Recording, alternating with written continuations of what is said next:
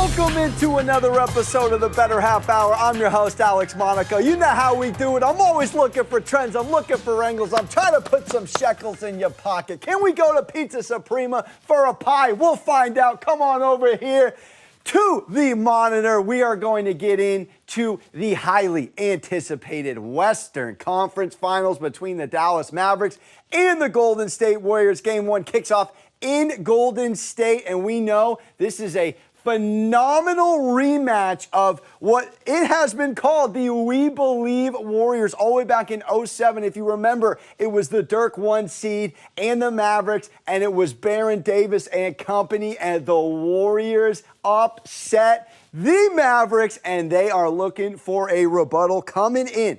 Dallas has won 3 of 4 in the regular season, 2 of 3 the previous year, and they have done tremendous against this Warriors team. We do know that the Warriors in game ones, though, in the playoffs are almost unbeatable. They've won 14 of their last 15 game ones.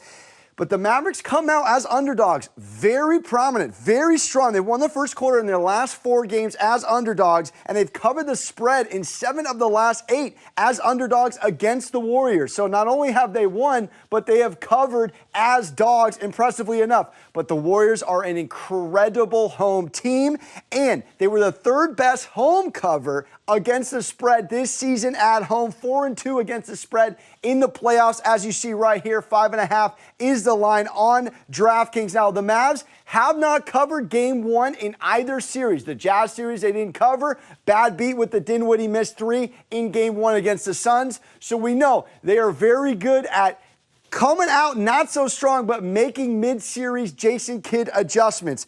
Mavs 3-4 straight up on the road in the playoffs. The Warriors are undefeated at home, 6-0, and they've covered, as I mentioned, 4 of those 6 games. And being favored in every game this playoffs, they are 8-3. Now, Luka on a player prop thought has made 4 or more three-pointers in 9 of his last 10 road playoff games, so pay attention to the overs on threes if you want. He's had 35 plus in 6 of his last 8 playoff appearances as Mavs road underdogs. Got to shout out Curry, 29 plus in each of his last Warriors 5 home games in the playoffs, averaging 26.9 this run. Let's flip the page and talk a little puck, because it's Rangers game night, baby. Let's go. They move on after an unbelievable comeback against the Penguins, down 3-1, down multiple games, multiple times, crawled their way back on the backs of Igor and the bread man, of course, with the overtime game winner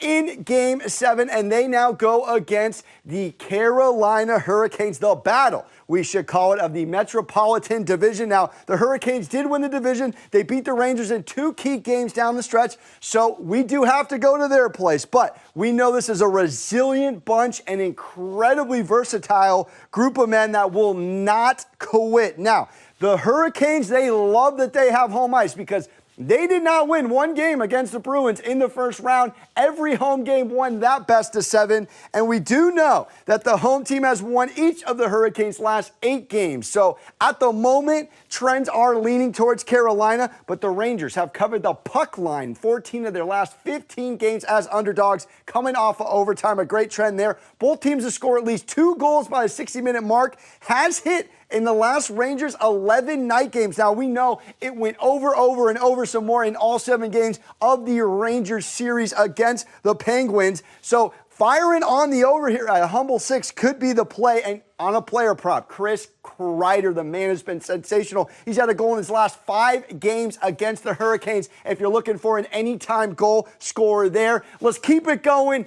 In hockey, we have the Battle of Alberta. That's right. It's the Edmonton Oilers and the Calgary Flames. This is going to be sensational. Oilers down 3-2, came back against the Kings.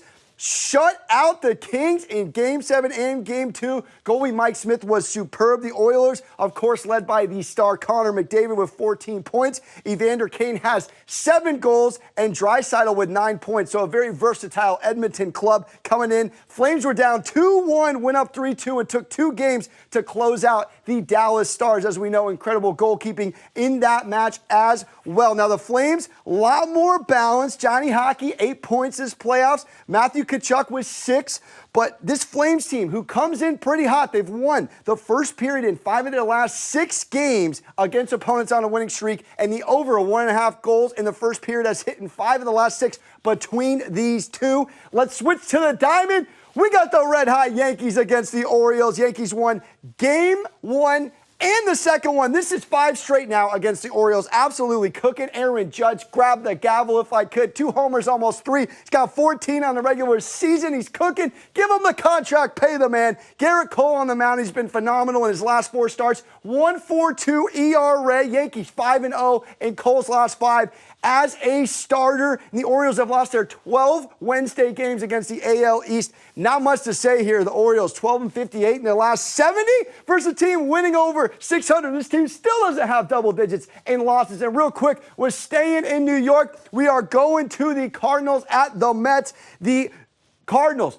doubleheader yesterday. They split. Hicks on the mound for the Cards. His ERA is given up at the last 5 starts. Not great. He's given up 2 or more runs in 4 straight. And we got Scherzer on the hill, 4-1 with a 2.66 ERA. He's already pitched incredibly well against this Cardinals team. He threw a gem against them, 7 innings, 10 Ks, only allowed 2 hits and no runs. The Mets have won each of their last 12 games following a loss. They're also 21-12 as the favorite. Cardinals 10-9 as the dog. That's how we kick off the show. We got an action-packed one for you. Don't go anywhere here on the Bettor Half Hour.